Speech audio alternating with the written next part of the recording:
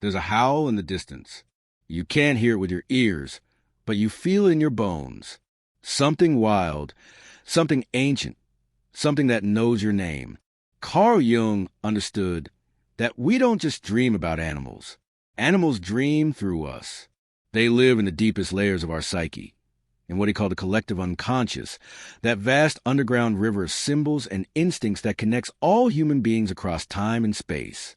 And of all the animals that prowl through our dreams, our myths, our souls, none is more powerful, more misunderstood, more revealing than the wolf.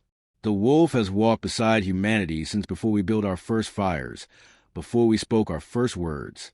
It was there in the shadows, watching us with eyes that reflected our own wildness back at us. Every culture, every tradition, every corner of the human experience has a wolf story. Sometimes the wolf is villain, the monster in the forest, the beast that devours innocence. Sometimes it's hero, the guide through darkness, the teacher of survival. Sometimes it's both, because the wolf, Jung would tell you, doesn't represent one thing. It represents everything we've forgotten about ourselves in our rush to become civilized. Today, I'm going to show you 3 wolves. Not just any wolves. 3 archetypal wolves.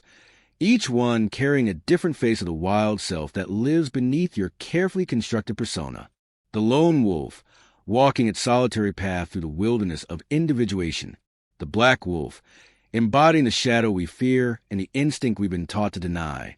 The white wolf, shimmering with spiritual wisdom and the dangerous allure of transcendence. These aren't just animals.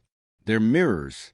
They're messengers from the parts of yourself you may have spent your entire life trying to tame, to ignore, to kill.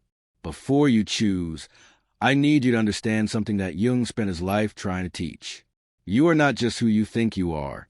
You are not just a conscious, rational, civilized person who goes to work and pays bills and follows rules. Beneath that, deeper than you've probably ever looked, there's something wild. Something that doesn't care about society's expectations, or other people's comfort, or your own carefully maintained self-image. Something that howls. And that something, Jung would say, is trying desperately to get your attention. Through dreams. Through desires you don't understand. Through attractions and repulsions that seem irrational. Through the animals that appear in your inner landscape, calling you back to yourself. So I'm going to ask you to do something difficult. I'm going to ask you to stop performing. Stop being who you think you should be. Stop choosing what sounds good or noble or spiritual. Instead, I want you to feel which wolf makes something in your chest contract. Which one creates a response in your body before your mind can interfere. Which one you recognize, even if that recognition is uncomfortable. Because the wolf that calls to you isn't the one you want. It's the one you need.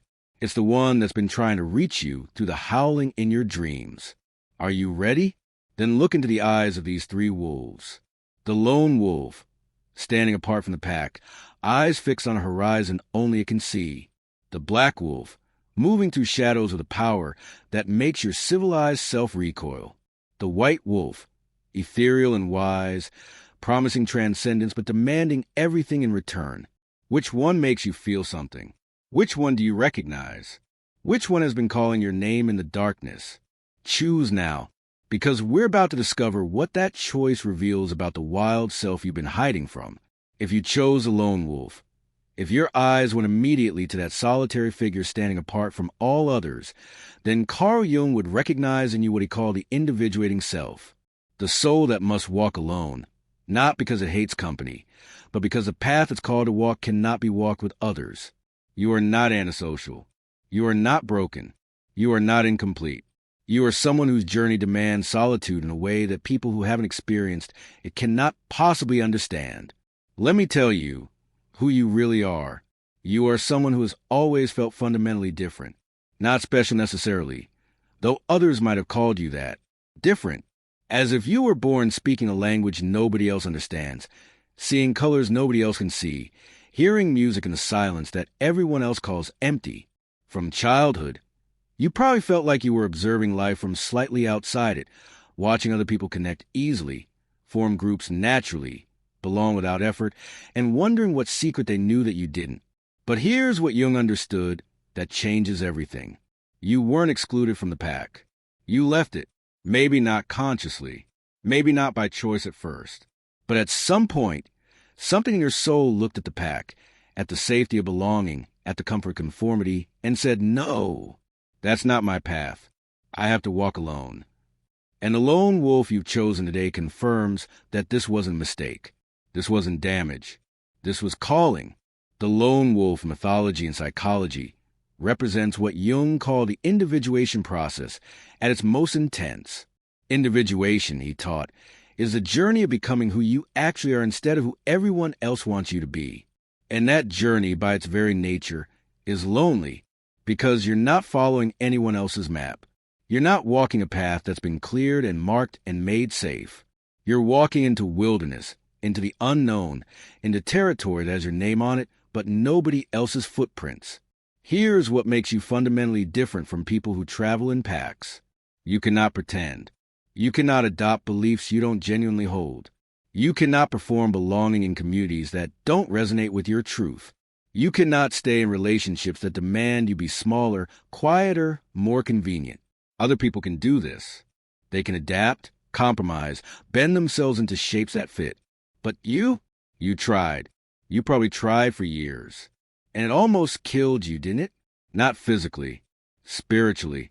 Every day you spent pretending to be like them was a day you betrayed the wolf inside you. The lone wolf doesn't choose solitude because it hates other wolves. It chooses solitude because it's been called a territory the pack cannot access. Maybe you're an artist, a mystic, a thinker, a seeker who needs to explore realms that most people aren't interested in. Maybe you're someone whose intensity of emotion, depth of thought, or commitment to truth makes others uncomfortable. Maybe you simply see things others don't see, feel things others don't feel, and living in that reality means you can never quite inhabit the same world as those around you.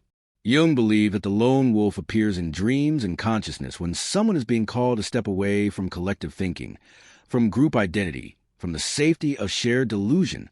The pack offers comfort, but demands conformity.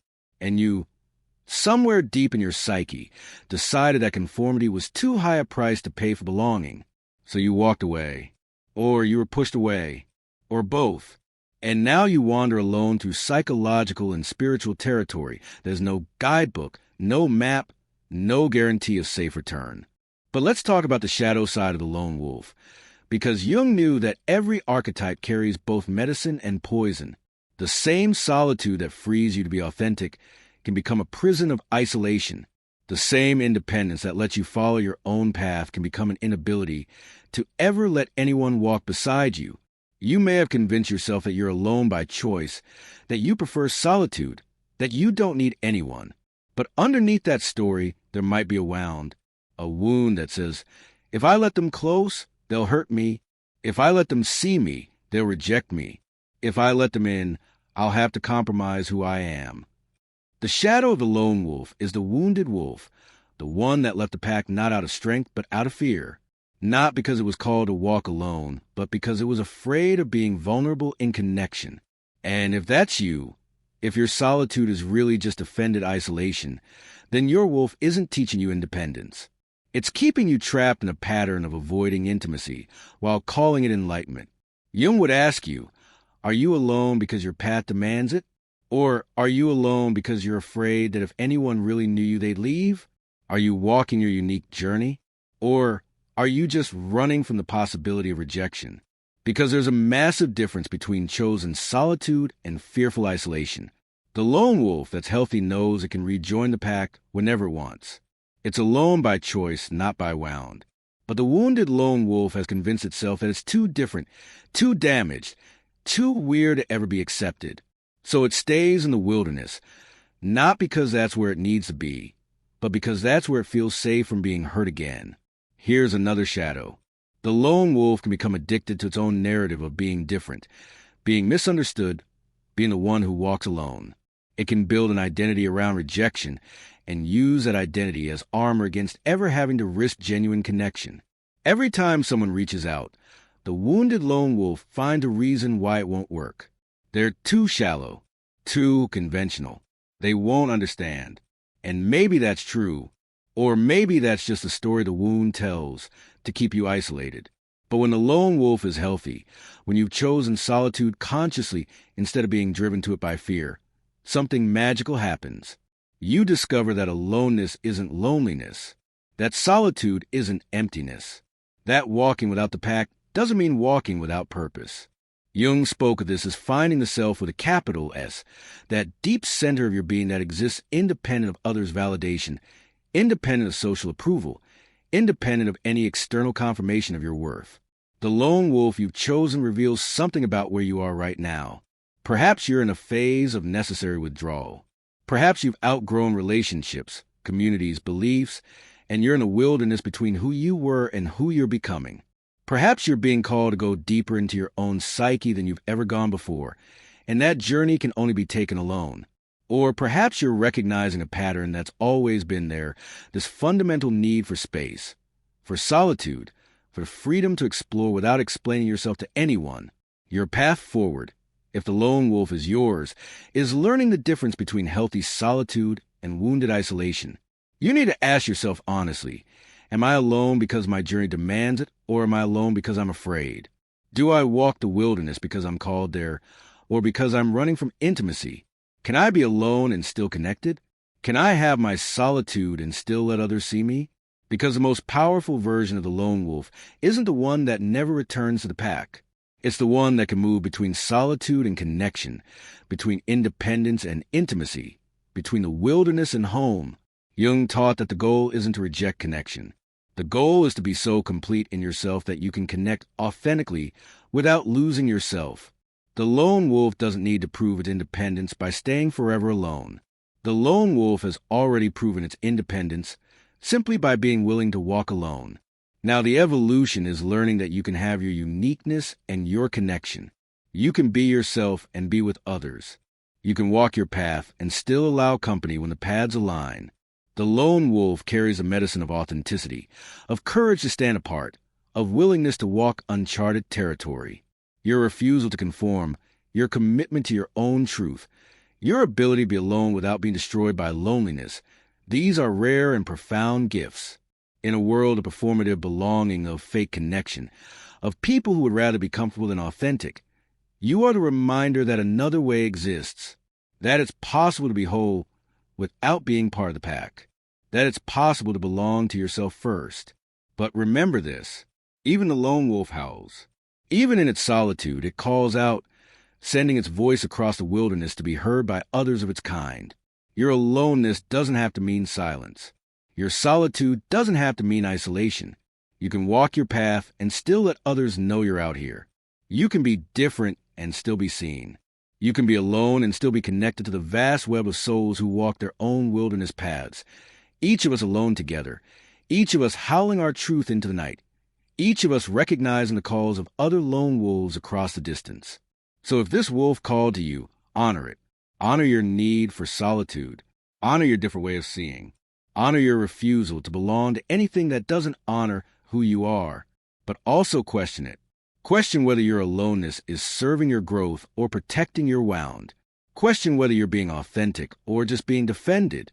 Question whether you're walking your true path or just avoiding the vulnerability of letting anyone walk beside you. The lone wolf is powerful medicine. But like all medicine, it can become poison if you take too much. Your wilderness is real. Your calling is real. Your need for solitude is real. But so is your need for connection, for being seen, for allowing your howl to be answered. That's the balance your lone wolf is teaching you to find. If you chose the black wolf, if something in you is drawn to that shadow-dwelling predator, moving through darkness with eyes that reflect no light, then Carl Jung would recognize in you what he called a shadow bearer, the one who has looked into their own darkness and didn't turn away, or the one being called to finally look. The black wolf isn't evil. It's instinct. It's the primal self. It's everything you've been taught to suppress, deny, and civilize away. And choosing it means you're ready, whether you know it or not, to reclaim what you've disowned. Let me tell you who you really are. You are someone who has always felt something dangerous beneath your surface. Something that doesn't fit the nice person you're supposed to be. Something hungry. Something fierce. something that doesn't care about being liked or approved of or considered good. Maybe you've spent your whole life trying to be the light, trying to be kind, gentle, good, acceptable. But underneath that performance, there's a wolf that wants to bite, and you're terrified of it, terrified that if you let it out, even for a moment, it will destroy everything you've built. The black wolf in Jung's psychology represents a shadow, but not the way most people understand it. The shadow isn't just your flaws or your mistakes or your bad days. The shadow is everything about you that doesn't fit who you think you're supposed to be. Every desire you've labeled as wrong, every anger you call bad, every selfish impulse, every dark fantasy, every moment of rage or lust or cruelty that you've pushed down into your unconscious and tried pretend doesn't exist. That's your black wolf.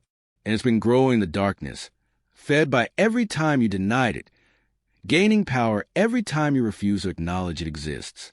Jung believed that what we don't bring into consciousness controls us from the darkness. The black wolf you've chosen today is showing you that your shadow isn't something you can kill. It's not something you can transcend or meditate away or positive think into non-existence. It's part of you. And until you turn around and look it in the eyes, until you acknowledge that you contain darkness as well as light, cruelty as well as kindness, selfishness as well as generosity, it will control you. It will leak out in passive aggression, in sudden explosions, in self-sabotage, in hurting the people you love while insisting you were just being honest. Here's what makes you different from people who chose the other wolves. You're not afraid of darkness. Or maybe you are afraid, but you're willing to face it anyway. You probably experienced moments in your life where you've seen your own capacity for harm, for violence, for destruction, and instead of running from that knowledge, instead of burying it deeper, something in you said, "This is mine too. This is part of who I am." That's courage. That's the warrior's path. That's what Jung meant by integrating the shadow. The black wolf represents the instinctual self, the animal self, the part of you that existed before civilization taught you to be polite. It's hunger without apology, desire without shame, anger without justification, boundaries without explanation. In the wild, the wolf doesn't feel guilty for hunting, doesn't apologize for defending its territory, doesn't perform niceness to make the prey feel better about being eaten. It simply is, fully, completely, unapologetically itself. And you, somewhere in your psyche, long for that same permission to simply be, without constantly editing yourself to be palatable to others. Jung taught that modern humans are sick precisely because we repressed our instincts so deeply. We've been taught that anger is bad, so we never express it until it explodes. We've been taught that desire is shameful, so we're cut off from what we genuinely want. We've been taught that selfishness is evil, so we give until we're empty and then resent everyone we gave to.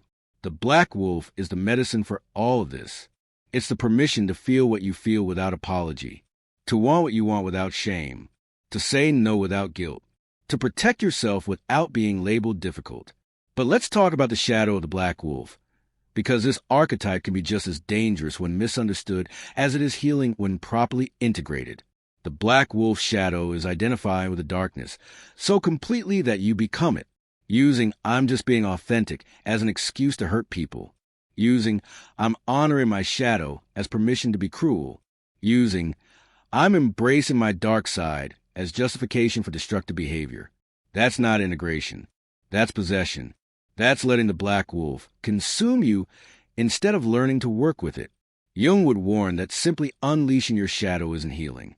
A person who acts on every dark impulse, who expresses every cruel thought, who lets their rage and desire run wild without consciousness, that's not integrated.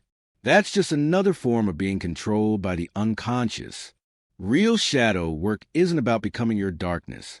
It's about acknowledging your darkness exists, understanding it, learning from it, and then choosing consciously how to work with that energy. Another shadow here is romanticizing darkness. Thinking that because you've looked at your shadow, you're somehow more authentic or deeper or more real than people who haven't. Wearing your darkness like a badge of superiority. I'm not like those fake positive people. I embrace my darkness. But if you're using your shadow work as a way to feel special, as armor against genuine vulnerability, as an identity you perform then you're still in the shadow. You're just in a different kind of delusion. The healthy black wolf knows it's dangerous, knows it's capable of harm, knows it contains aggression and selfishness and cruelty. But it doesn't act on those impulses unconsciously. It doesn't hurt people and call it honesty. It doesn't destroy and call it authenticity.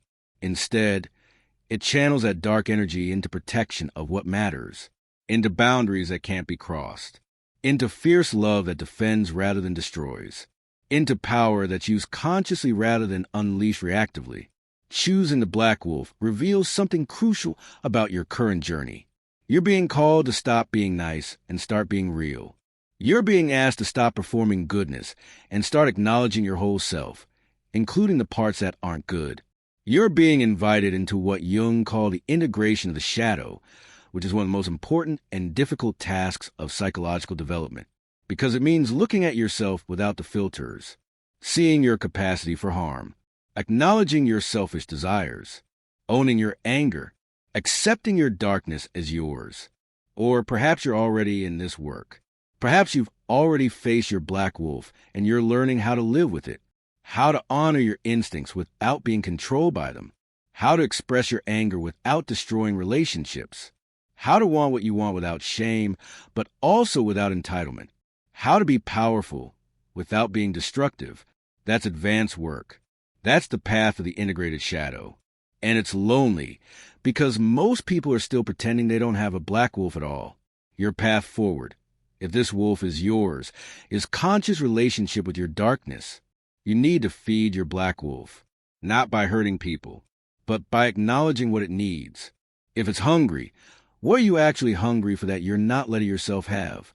If it's angry, what boundary has been crossed that you need to defend? If it's destructive, what in your life needs to be destroyed so something real can be built? The black wolf isn't your enemy.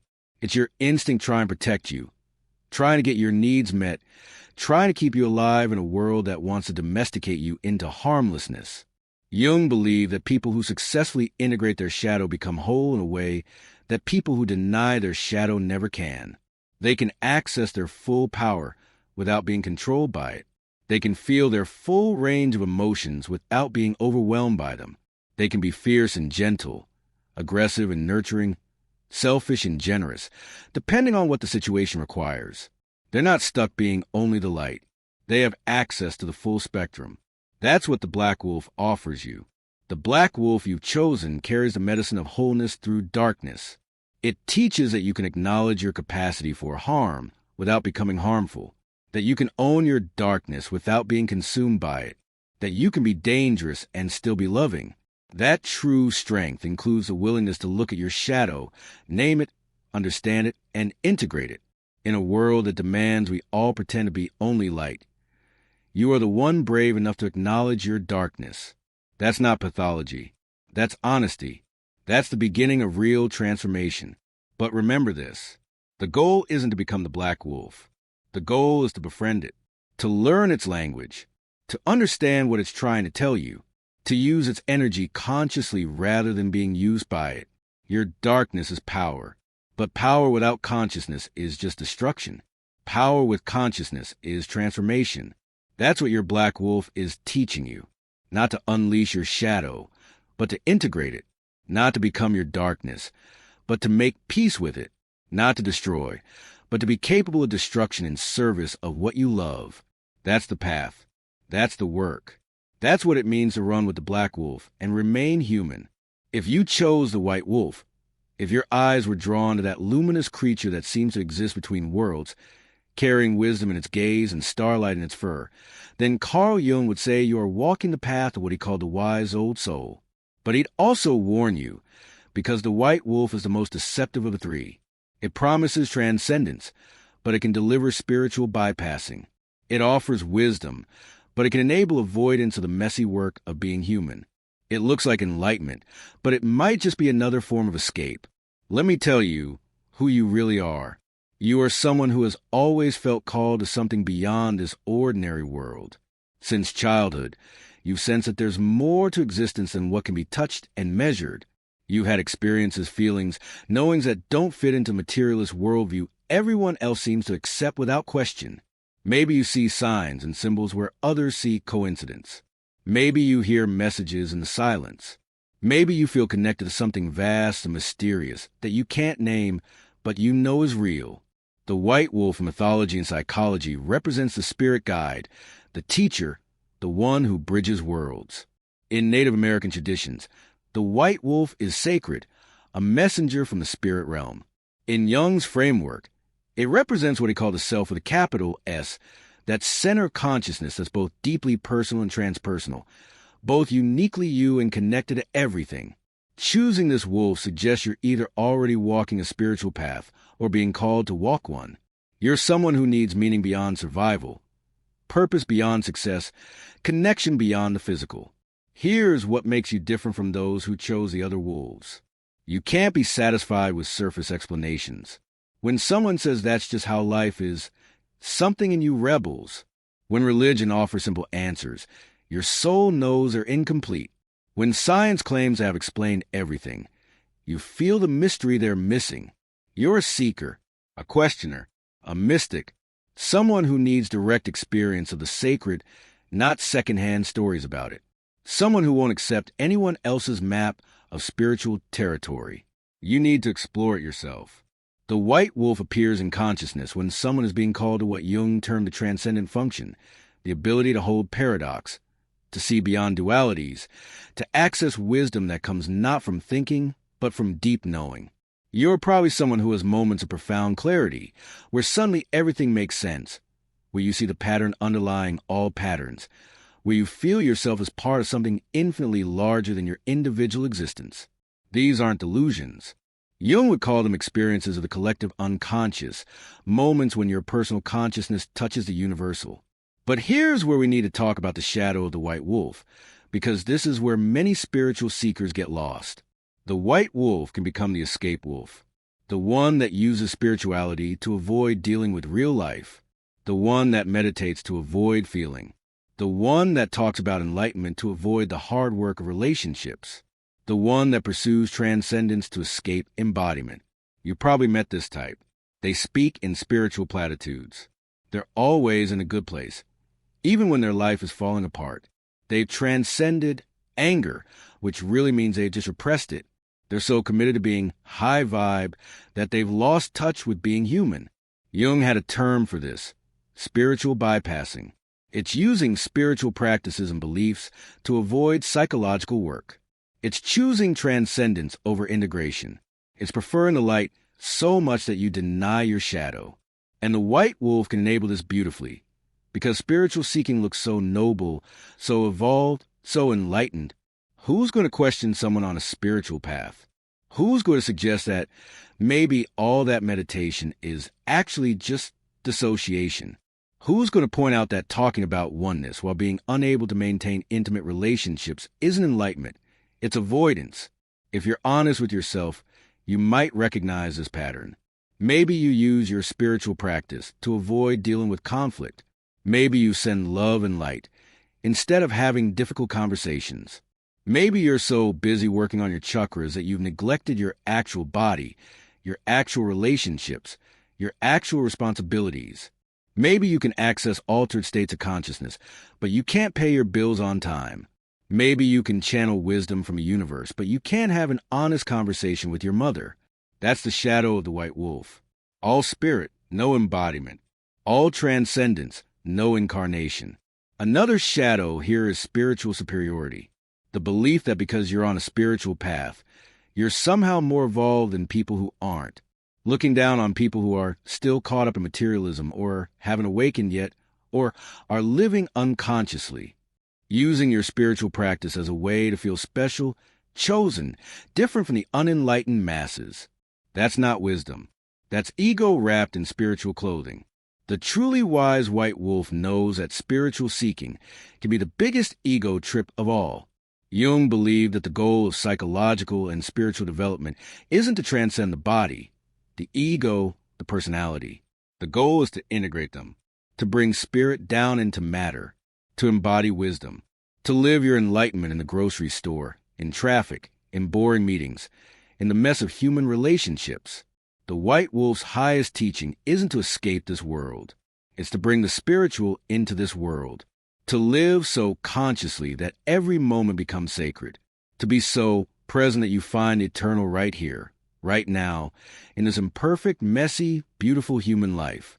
Choosing the white wolf reveals something about your spiritual journey.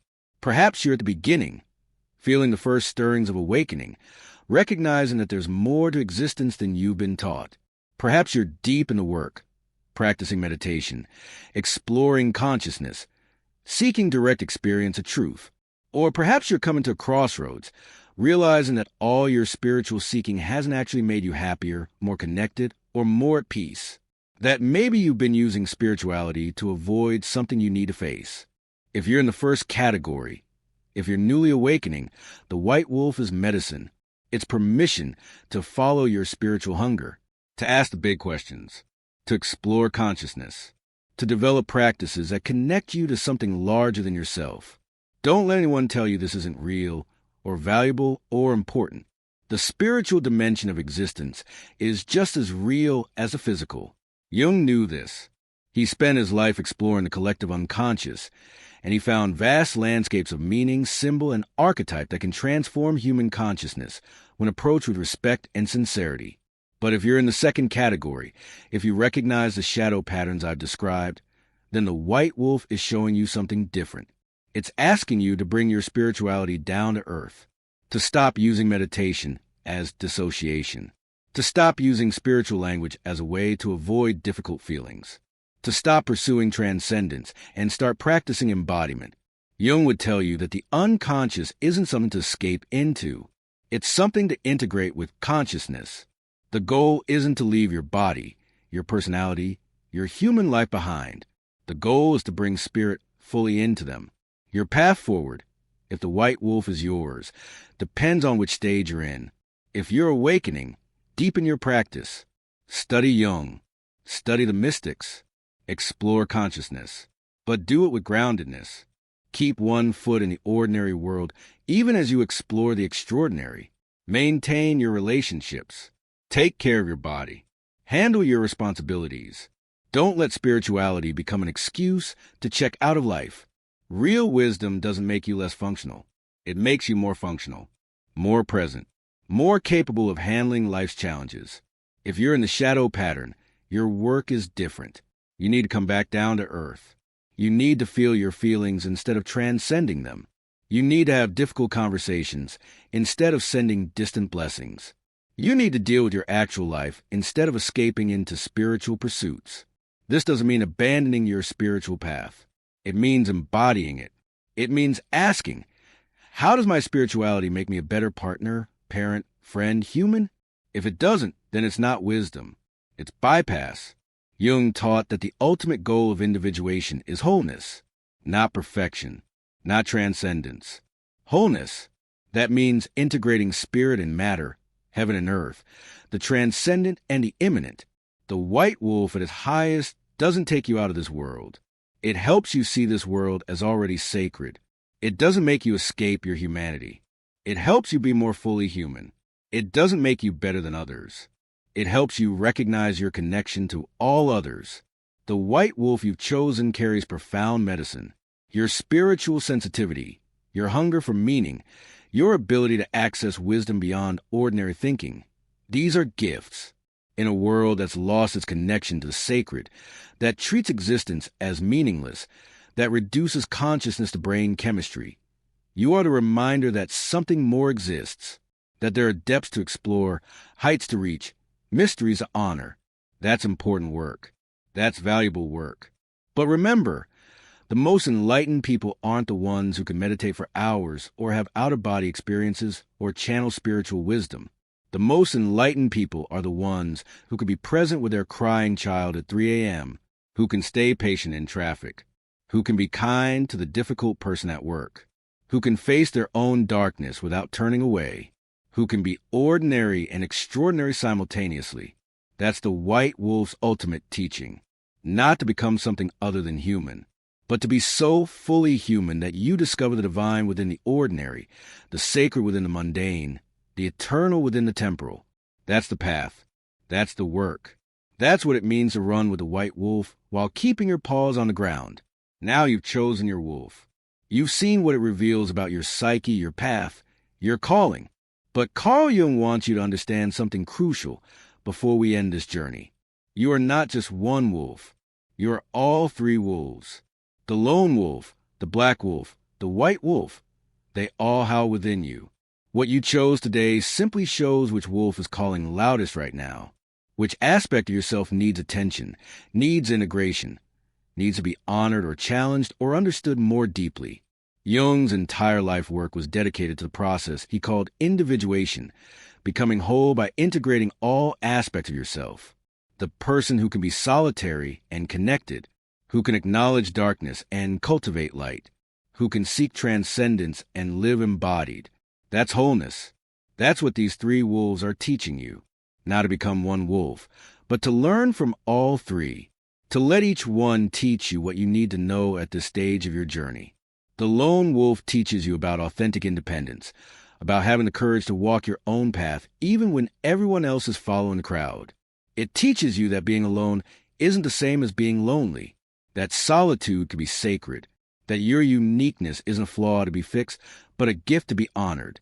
But it also warns you about the shadow of isolation, about using independence as armor against intimacy, about confusing healthy solitude with defended loneliness. The black wolf teaches you about shadow integration, about acknowledging the full spectrum of who you are, including the parts you've been taught to hide. It teaches you that you contain darkness as well as light, that your anger and desire and selfishness are part of you, not diseases to be cured.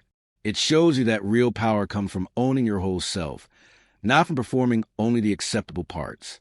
But it also warns you about the shadow of identification with darkness, about using authenticity as permission to harm, about mistaking shadow work for shadow worship. The white wolf teaches you about spiritual seeking, about the hunger for meaning that goes beyond material success, about connection to something larger than your individual existence. It teaches you that consciousness has depths to explore, that wisdom can come through direct knowing, that the sacred dimension of existence is real and valuable. But it also warns you about the shadow of spiritual bypassing, about using transcendence to avoid embodiment, about preferring the light so much that you deny your shadow and your humanity. You need all three. The independence to be yourself, the honesty to own your darkness, the wisdom to seek meaning. If you only have the lone wolf, you'll be authentic but isolated. If you only have the black wolf, you'll be powerful but potentially destructive. If you only have the white wolf, you'll be spiritual but potentially ungrounded. But when you can work with all three, when you can move fluidly between solitude and connection, between light and shadow, between transcendence and embodiment, then you're approaching what Jung meant by the integrated self. So I invite you to reflect now. Which wolf called to you most strongly? Was it the lone wolf with its message of solitary authenticity? Was it the black wolf with its dark instinctual power? Was it the white wolf with its luminous spiritual wisdom? And more importantly, what is this wolf trying to teach you? What aspect of yourself is calling for recognition? What energy wants to be honored, challenged, or integrated in your life right now? But don't stop there. Ask yourself, what about the other two wolves? What can you learn from the wolves you didn't choose? If you chose the lone wolf, what would the black wolf teach you about owning your power? What would the white wolf teach you about spiritual connection? If you chose the black wolf, what would the lone wolf teach you about authentic independence? What would the white wolf teach you about wisdom? If you chose the white wolf, what would the lone wolf teach you about staying grounded in your uniqueness? What would the black wolf teach you about acknowledging your shadow? Because the path of individuation, the journey toward wholeness, it requires all three wolves. It requires you to be willing to walk alone when necessary, to face your darkness with courage, and to seek wisdom with humility. That's not easy work. Most people never do it. Most people stay in the pack their whole lives, never walking their own path. Most people deny their shadow their whole lives, never owning their darkness. Most people never seek wisdom their whole lives, never questioning the surface reality they've been given. But you're here. You've chosen a wolf. You've started looking at these deeper patterns. That means you're ready for this work, even if you don't feel ready. Comment below which wolf chose you. Tell me what resonated. Tell me what made you uncomfortable. Tell me what you're going to do with this awareness. Because that's how we grow, not by learning about these patterns in abstract, but by recognizing them in ourselves and then doing the difficult, beautiful work of integration, of becoming whole, of learning how with all three voices, to run with all three energies, to be all three wolves simultaneously. If this journey spoke to something deep in you, if you felt seen by your wolf's description, if something shifted in your understanding of yourself, then I invite you to support this work. Leave a like so others can find this exploration. Subscribe to continue walking this path of depth psychology and self-discovery together. Share this with someone who's trying to understand themselves more deeply. Sometimes a message someone needs arrives in the form of a wolf's howl across the darkness, calling them home to themselves. Thank you for taking this journey with me into the wilderness of your own psyche. Thank you for having the courage to look at which wolf calls to you, to see the patterns that have been unconsciously guiding you, to recognize the work that's waiting to be done. The path of individuation is the most important journey any human can take. And you're on it. You're walking it. You're answering the call. The wolf you chose knows who you are. The question is, are you ready to become it fully? To run with that wolf wherever it needs to take you? To learn its teachings even when they're uncomfortable? That's the invitation. That's the call. Which wolf will you answer? And more importantly, will you have the courage to integrate all three?